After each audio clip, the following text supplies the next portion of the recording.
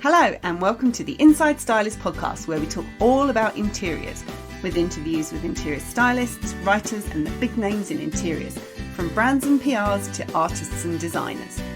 I also catch up with industry experts in the know and get them to share all their knowledge and advice. There's so much to talk about. I'm your host, Emma Morton-Turner, an interior stylist and a writer with a ton of experience. I set up InsideStylist.com so I could share all that interiors love with you. So don't forget to head on over to the website for not only the show notes from today's episode, but for links to interior stylists, writers and assistants' profiles, and a ton of inspiration. But for now, enjoy the show.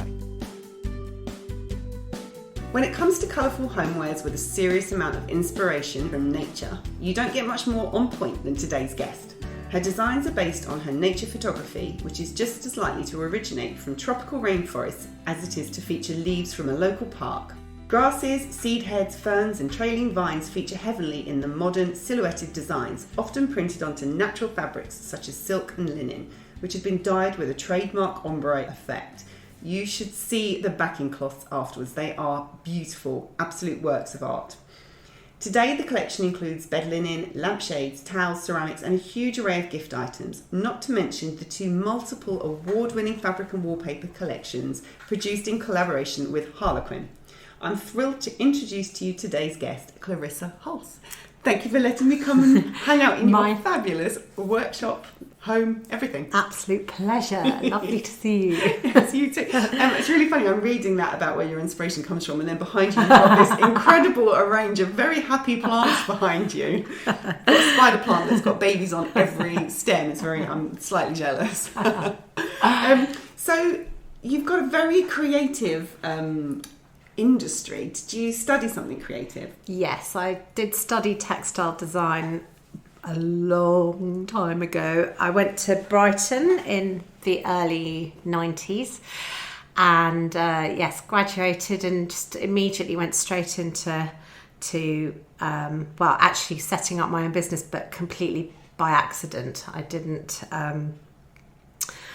plan it at all. How did that happen by accident? Because I always wonder, my daughter's very into art, wants to do some sort of textiles, whether it's textile design or something techie. She keeps saying, I need to do something else, and I keep saying, do business studies. And if you understand business studies, you know how to turn your craft into a money-making thing. But did they teach you that? Well, actually, my course did have a business studies angle, but I was such a stupid little young person, arrogant, who thought I knew everything. So I kind of just used to muck about in the lessons, and actually, to be fair, it was taught. We had some sort of 90-year-old, and it was taught in the most dry, dull way. And we were all a bunch of fashion textile students, so we were just sitting there, kind of doing our nails in the lessons. So I literally none of it, not one scrap from what I learnt at college, actually penetrated. So I learned everything the hard way. I was lucky because my course was a sandwich course, so I did have a year doing work experience, which was invaluable. Where did you do that? It was amazing. I was so lucky because I went to New York for the whole year. Wow. And I worked in 3 different studios out there. And it was just such a kick up the backside because I'd been sort of faffing around at art college in Brighton, sort of spending about 2 weeks doing one little tiny thing, and then going to New York where you know what the American work ethic's like. I mean, we just had to produce kind of 5 designs a day, and we were literally screamed at by the kind of head design person, and we had 1 day holiday. I literally had Christmas Day off, and that was it. Wow. They worked us to the bone, but it really taught me so much. I mean, I just realised how hard you actually do have to work to be in the industry.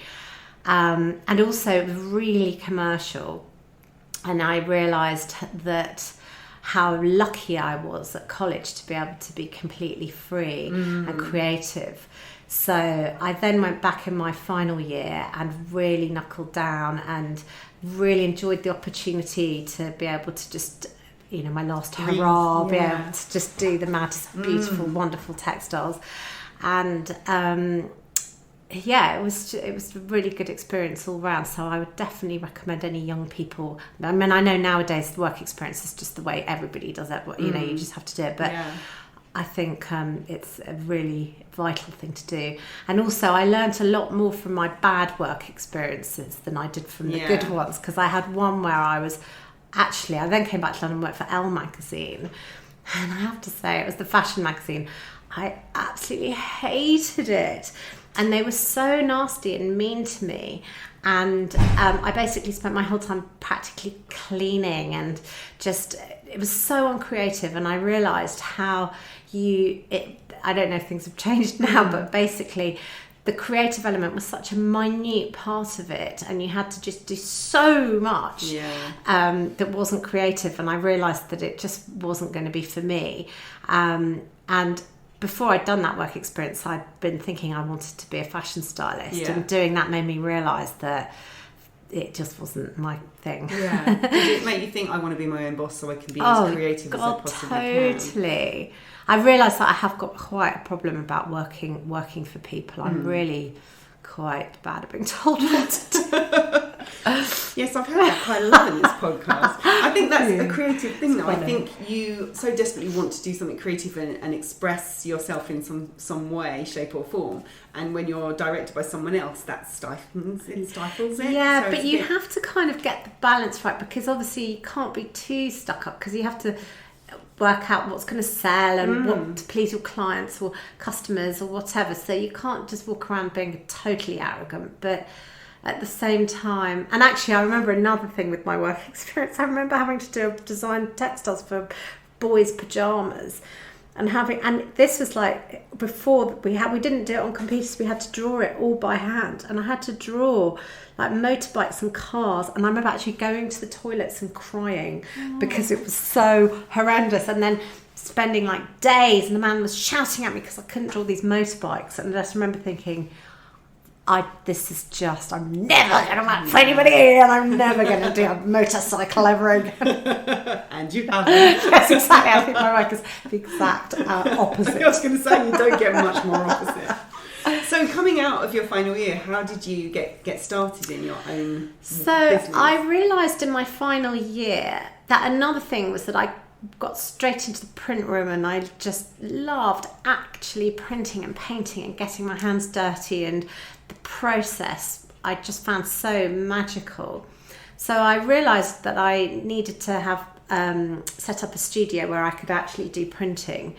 And I was very lucky. I don't really believe in luck. I think it's self-made. But in this instance, I think I did have a lucky star, because I got my first studio in this amazing workshop called Cockpit Arts, which is in Holborn. And actually, I'm now on the board of trustees there. And it's got about 100 other craftspeople. Of all sorts. It's got ceramics, jewellery, textiles, everything.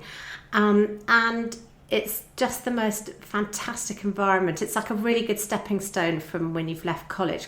So you're not just completely on your own, but so it's everybody with their own small businesses. And people really helped each other out. And so what happened was that we had, they have open studios twice a year.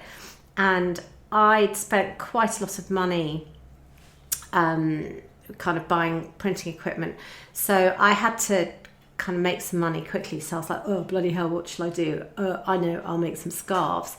So I printed about 20 scarves, and they just sold immediately, and one of them sold to an agent who worked for Barney's in New York. Wow. So then she set up an appointment with the Barney's buyer.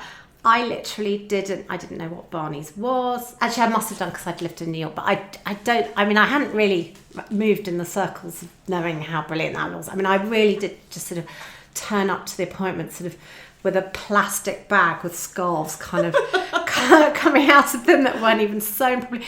Just kind of semi-grunting. I didn't know anything. I didn't even know how to write an order. I didn't have an order book, nothing. And then Barney's just fell over them. Like, oh my God, these are beautiful. And I got an order for 50 of them, so I was like, "Oh my God!" So were they the style that we know you for? The screen they printing, were, but natural. they were all and they were all hand printed and hand painted. And it was a sort of technique that I'd done for my degree show a bit, where I'd used this horribly named thing called discharge printing, which is like a bleach. So it was very quite hard to control. You get amazing effects, but it's quite difficult to actually control it. But it's really lovely looks, but actually vile chemicals, and I would hate to do it now. But anyway, so it was like a lot of work. So I then had to go back and make all these scarves. So I literally made them. I didn't know anything. I didn't know how to ship to New York, nothing. People were helping me. I didn't even know what an invoice was. So I did that. Then about a week later, I got sort of fax coming through saying, oh, they've all sold. We need 100. So I was like, oh my God, bloody hell. So then I did the next 100. Then Liberties saw them in New York. So then I got an order from Liberties. Then I got an order from Neiman Marcus in America. And before I knew it, I was just there day and night printing scarves. So then I employed somebody. Then I employed somebody else. Then it was just crazy. We couldn't fit in our tiny studio. So then I moved into another studio. And then this was where I wish I'd worked at this point, where I had actually studied business a bit more, because I was working very much on a reactive basis. And I didn't really realise that you have to just look at the maths, obviously, and it just didn't scale up, this model, because suddenly I had overheads. My new studio was miles more expensive. I had sort of 3 employees, and obviously all the cost of the sale, the goods. There was a sort of finite amount that we could actually hand paint. We had reached that ceiling quite early on with our very limited facilities. And suddenly I just wasn't actually making any money anymore. I was like making a loss, actually, and working day and night. And then I kind of also got, Barney's then said, oh my God, we want you to do clothing. So they made me do a whole bunch of sarongs, which sold really, really, really well. And then they were going, oh, we need tops to go with the sarongs. So then I found myself sort of making clothes. And I had done fashion and textiles, but I hadn't really studied pattern cutting, and plus we were making all the fabrics and then making the clothing. So it was such a monumental amount of work. It was just absolute nightmare. And so then what happened was I ended up, I needed more. I got loads and loads of orders. It was coming out of my ears. And then the bank told me that they were going to stop my overdraft facility because I was trying to borrow more money to be able to do my orders, and I had no collateral, so I didn't have a house or a car or anything to lend it against and to borrow against. And so they then told me that they were going to take my overdraft away, full stop. I mean, I couldn't believe it. Yeah. And it was in the days of when you actually knew who your bank manager was. And it wasn't his decision, it came from on high. And he was so horrified and recognised that this was a awful thing to do. So he personally found me an investor for my business, which was quite amazing. Yeah. So then I had this investor join, and from the minute I laid eyes on him, my gut was just like, this is wrong. And he'd been an accountant and he was retired, and I could just tell he just didn't get it at all. He didn't understand anything that I was doing. And we took a very, very long time to agree all of the sale, because I sold half my business to him, and it took so long to negotiate. And that actually should have been a warning sign to me that everything was going to be a nightmare. But the thing was, I was so desperate, so I sort of took the money and we set up. And then we had 1 year of working together, and then September the 11th happened. And at that point, 2/3 of my business was in the States, and all our orders were cancelled. Yeah. We were left with something like £150,000 worth of stock. And that was at cost as well. God. So, and then the next season, we just didn't get a single order from America. And basically, it was just that was it. And we limped on. anyway, I'm moving on to things there, to talk about later there was on. a question of what was it? What's your biggest disaster you've learnt from? This is the biggest disaster you've learnt from. Yes. Trust your gut feeling when something feels wrong. Oh, yeah, but it was very hard. I don't think I could have said no at that point. And to be honest, I don't regret at all that I worked with him because, again, I learnt so much about working with people but basically, and to be honest, I mean, in some ways, if it hadn't been for September the 11th, we'd probably still be working together now. But I was desperately unhappy because he was such a difficult character, and it was like being married. It was like having an arranged marriage and having to work with somebody who you can't bear. And every day, I mean, I got to the point where I just couldn't even bear to go to work to be with him because I just couldn't bear him, to my own business. It was absolutely horrendous. So then we were just losing money hand over fist. And then I started this was 2001, I think, 2002.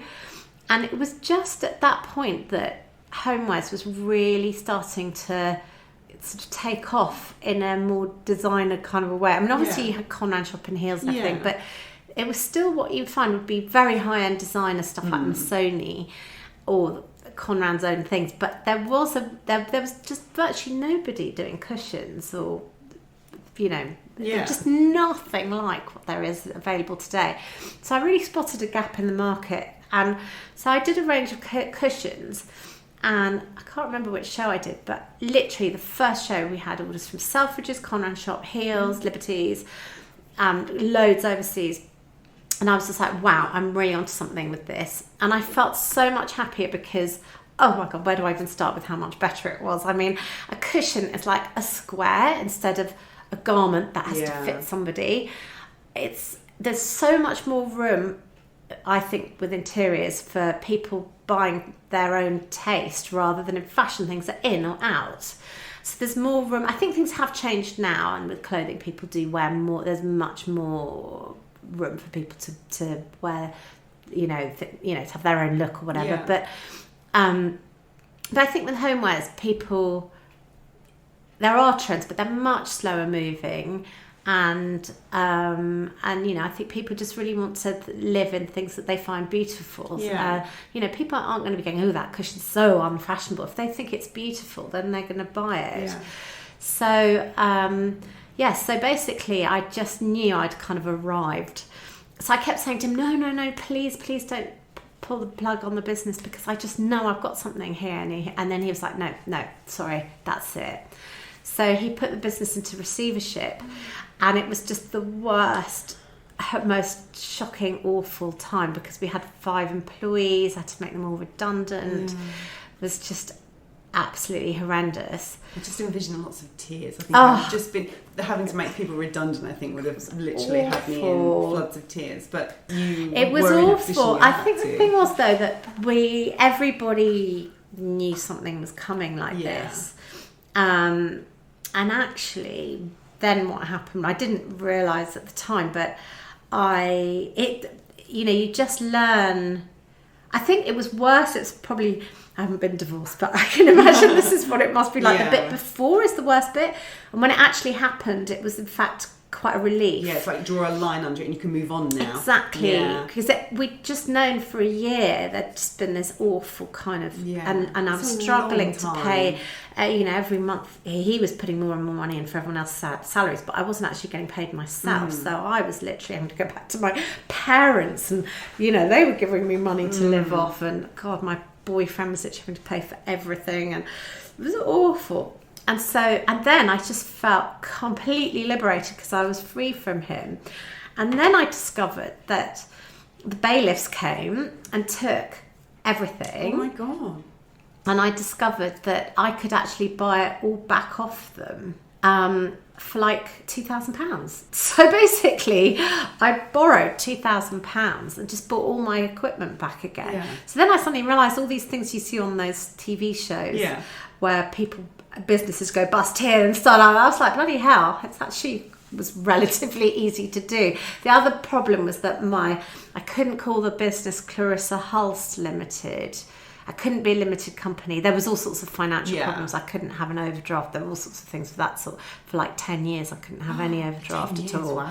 Not So personal forced or to be profitable. yes. So almost Yes. pushes you in that direction. Absolutely. You have no option. It was really, there were a lot Obviously, of positives. it from worked there. out. It did. It did. So I was like the phoenix from the flames. I bought Yeah. all the equipment.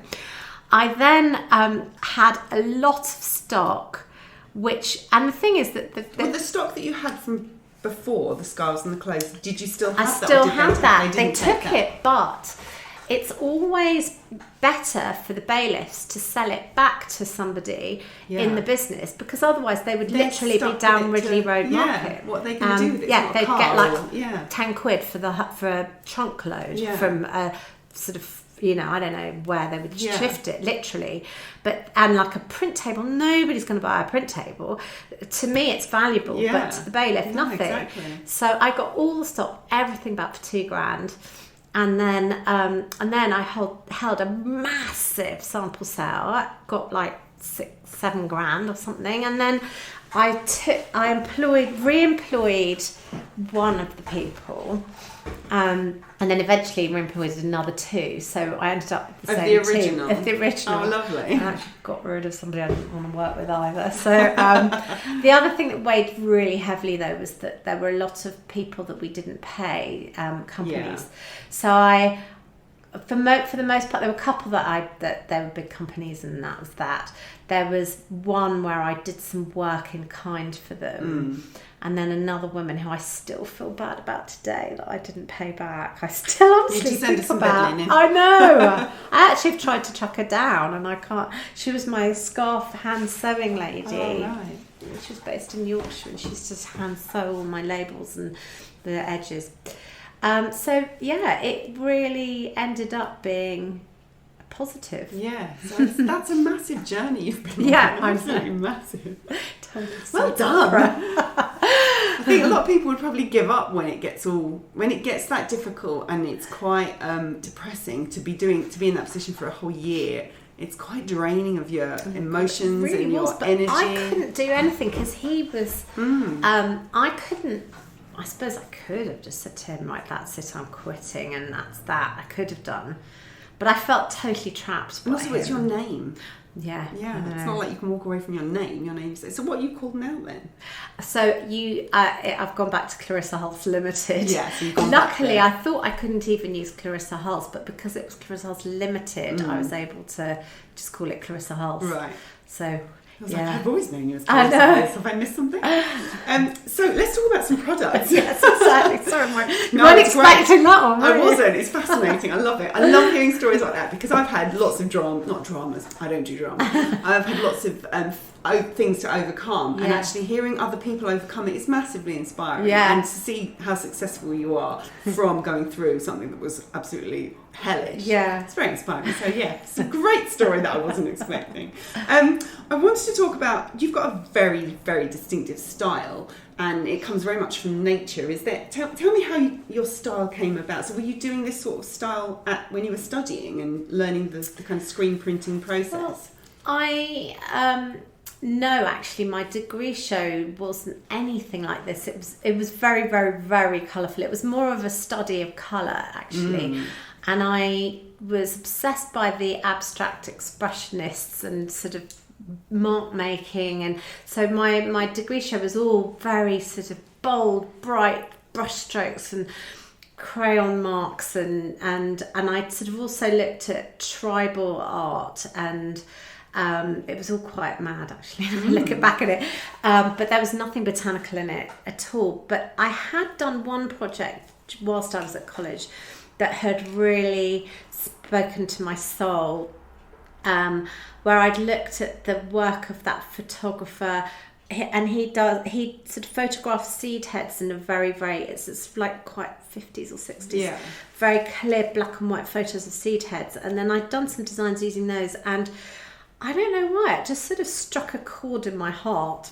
And then when I graduated and then I was freelancing and doing stuff, I went back to that project and just sort of ran with it, really. And In fact, that was another reason why I kind of wanted to have my own business, because I became really quite obsessed by the cedar pod thing.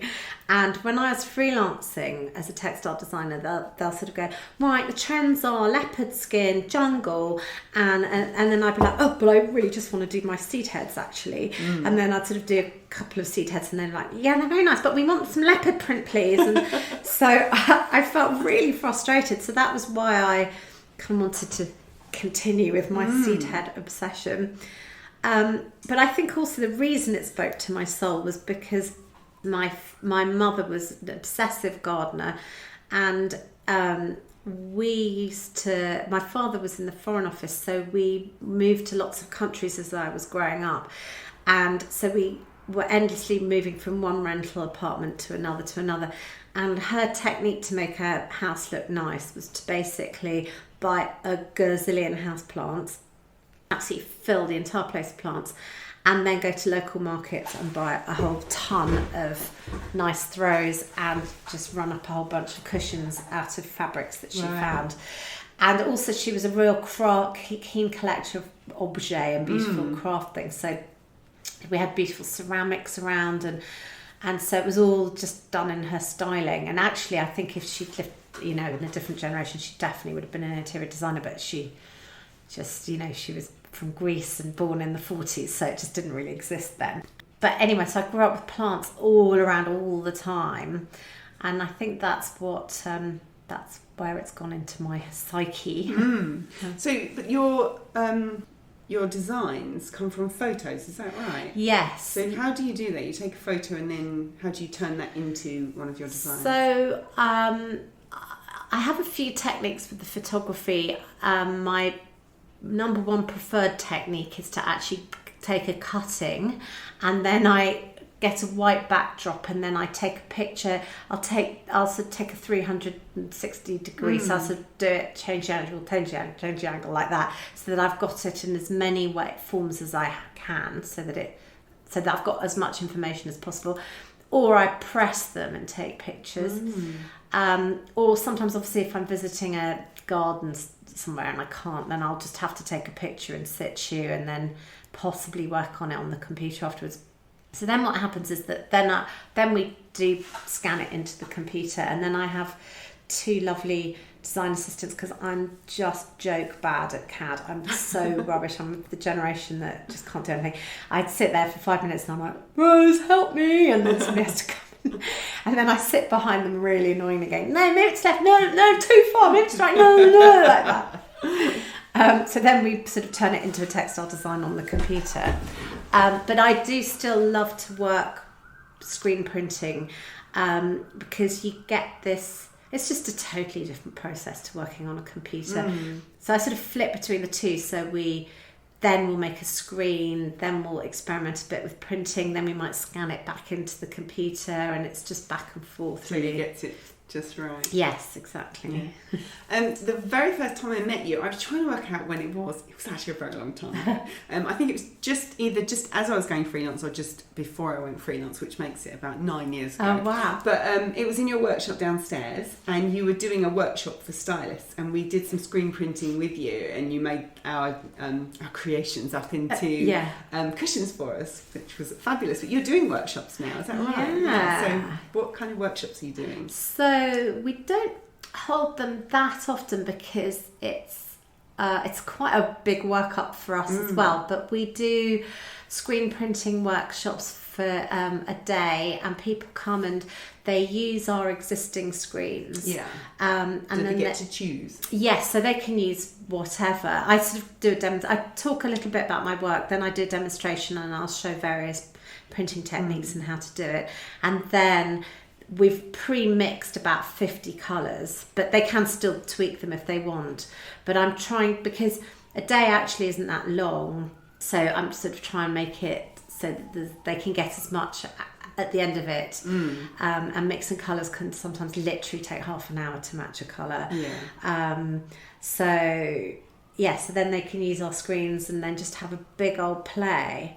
and it's just been a resounding success. It was so much fun. I remember it in detail. Oh, really? That's so sweet. I'll just describe the workshop for people. It's got like a glass vaulted ceiling. It was a really sunny day. In fact, the picture, it just jumped into my mind. The picture of me at that workshop, I was wearing a navy polka dot dress, and someone took a picture of me holding my cushion, but if just from the kind of shoulders up, that is my headshot, because it's such a good picture, because I was having such a good time. I had big smiley Emma. It's just so light, and it's just a really fabulous space, but it's so creative. You've got like the paints everywhere, and there's giant lampshades and a giant seed head, and it was a really cool space, but it was so much fun. It's like that whole, you make it look very easy. Like you kind of squidge the paint along the top of the frame, and then you've got like this kind of squeegee thing you pull down all the way to the bottom. You've got to do it all in one go. You can't stop, or you get funny lines. And good memory. I'm telling you, I really enjoyed it. I had a really good time. Obviously, a very good teacher. Obviously, no, it was really, really good fun. So people can find out about that on the website. We've got some coming up in January and February. And I think there's still some places available on those. And we'll probably do another one in March. Because I think we did our last one, I can't remember, maybe it was May, I can't remember. Anyway, we just only do it for a certain number of months. We'll sort of do one a month. Is it quite disruptive to the flow of regular It is a bit. Work? We do Friday and Saturday. I think the bigger problem is actually the trying to make my team work on a Saturday. I'll come I can be your assistant for the day. That'd be great. Just give you some training. That's fine. Because actually, that's the other thing, is that we have a really high ratio of supervision to people doing it, because there's 3 of us and we only have 6 people. Because actually with screen printing, it's very quick and very messy. So in 2 seconds it can just descend into a massive messy thing. And I'm such an old bag, I'm literally there really strictly sort of marching up and down and making everyone wash up every spoon. But it's like having children, you have to really set the boundaries early. That's another thing, I mentioned it in the introduction there, is the backing cloth is phenomenal, because it's got all of the designs but overlaid over time. Like, how often do you have to change your backing cloth? Backing cloth, for anyone who's listening, is basically like, is it like a tarpaulin you put over the table to protect the table? It's calico, so it's made of cotton. And so we sort of iron it on, and you stretch it really taut. And it's really difficult to explain this to people who don't understand. I need to get some elevator pitch way of saying this, because it's so hard to explain. But basically, when you pin out your fabric for your cushion, you put your screen down, but obviously the print goes around where the cushion is, not just on the cushion. So when you take your cushion away, there's still a little bit of residue of print, and gradually that builds up and builds up and builds up. So you end up with random prints all over. In all different colours. All colours. And I just sit there looking at it all the time going, why aren't my designs looking like that? Because that looks really... It's so beautiful. Absolutely beautiful. But do you sell them as art? Yeah, we do sell them, because we used to throw them away, which I can't believe now. Sacrilege. So we frame them, we sell them really well. And then, in fact, there's a whole food chain situation, because the ones that are less good, we then make into little makeup purses and things. And then we even sell them as £1 scraps in our bargain bin in the shop, and they fly out the door. So, because people love them, and then they make bookmarks and, I don't know, Christmas cards and things with them. It's brilliant though, and it's like the whole recycling. Oh, I know. I've literally nothing is wasted in our studio, I swear. And you wrap soaps in them. You're like sewing them up. The soaps so that's from our CADs, our computer design print offs. So when we design bed linen, for example, we have to print off quite a lot to get the design right. And then again, they were being thrown away, and I was just like, oh, this is an absolute crime. We can't throw these away. So that's on paper then? So that's paper. So then we screen print on that very loosely, like we just might screen print some metallic, then cut them up and wrap soaps up for Christmas. They sell really well. They're beautiful. They're too good to unwrap. I know, when I give them to people and then they like rip them open, I'm like, no, that's the point of it. Do touch. That's so funny. So, well, we are recording this in early October. Christmas is coming. Have you got things lined up for Christmas? Like, I say, have you? What have you got lined up for Christmas? funny you should say. Well, I've been working with a company doing bamboo, like reusable cups. So we've got a whole bunch of cups and then a whole range of, I don't know what to call it, like Tupperware, but it's not Tupperware. Like lunchbox stuff. Boxes. Yes, so you don't have to use cling film. Exactly. Yep, I'm all for that. Yep. So we've got a big range of Yes, well, that's exciting. Yes. So is that new for kind of this yes, so autumn, that winter was sort of supposed season? to be getting that in any minute, but it's still not here. This is coming out in a couple of weeks. It's out now, guys. Check the website. And then I have also got a new range of wash bags and makeup purses, little gifty things. And I got it might be gifting, I don't know, but I got an email this morning, press release about your new lampshades. Yes, we've got a whole load of new silks. So we've done a new collection of lampshades and cushions. And they're kind of quite jewel tones, rich, bright, yummy, delicious, turmeric and cherry coloured and emerald and colours that make my heart sing. So what sells the best? What flies off the shelves the most? Is there any one? Is it cushions or is it a specific design? It's hard to say. I think everything. Yeah, it's quite even. I mean, I suppose our best-selling product, the bed linen. Oh, okay. That's the thing we make, but that's like my big cash cow, really. Yeah. That's what I make the money out of. But it's got sort of very good distribution. So it's sold to lots of places. And then on the website, we do sell a lot of cushions, but we have got quite a lot of clearance on the website. So, I mean, it's a bit depressing, but as soon as you put the red pen on, they fly out the door. So probably there are clearance cushions. Yeah, I didn't know you had clearance. Yeah. That's interesting. See, you've just done it. So, last two questions. What's been the highlight of your career so far? Well, I'm very impressed, by the way. Oh, really? Where you've come from to where you are. Yeah, hearing the story. Yeah. I know, it's funny. I just sort of plod on. Whenever I watch Dragon's Den, and they say, when people have a really bad idea, and then you hear stories about how they've invested all this money and their whole lives into it, and they're all going, sometimes you've got to realise you've just got to give up. You recognising when to give up's the time. And I watch that thinking, oh my God, maybe I should have been giving up. Maybe that's for me. But I just seem to plod on no matter what happens. And I mean, obviously, I do look back and go, gosh, I have managed to achieve a lot, but then at the same time you're always so caught up in the now, and there's always problems and things. Someone once told me that you will never be ready, you will never be finished, there will always be more to do, and you will never feel like you are that you've arrived. That you have arrived, exactly. Oh, totally. I loved hearing that. I was like, that's very reassuring. Yeah, it's very true. I think the moment you think you've arrived is the time you stop, and then it'll and I think away. you don't if you're not, the creative process relies upon you having a curiosity and a desire to try new things and develop and do things. Otherwise you just wouldn't get out of bed. You just wouldn't do it. No, exactly. So in answer to your question, well, I think I'm working with Harlequin doing my fabric and wallpaper collections was just a gift. I mean, that company, I love them. They're lovely people to work with. I had these ideas, but then I was working with people who were able to make my ideas even better and who could guide me through all the techniques. Because with wallpaper printing, there's just a myriad of ways that you can work with the design. So I was working with people who are just top in the industry. It was just an absolute pleasure from start to finish. Loved that. The shoot for your range was phenomenal, absolutely phenomenal. Yeah, and it looked like an absolutely massive range as well. And they invest a lot of money in that. They really photograph it properly. And it was like they do proper shoots where they go for 2 weeks somewhere and there's very few places now that invest money to that degree.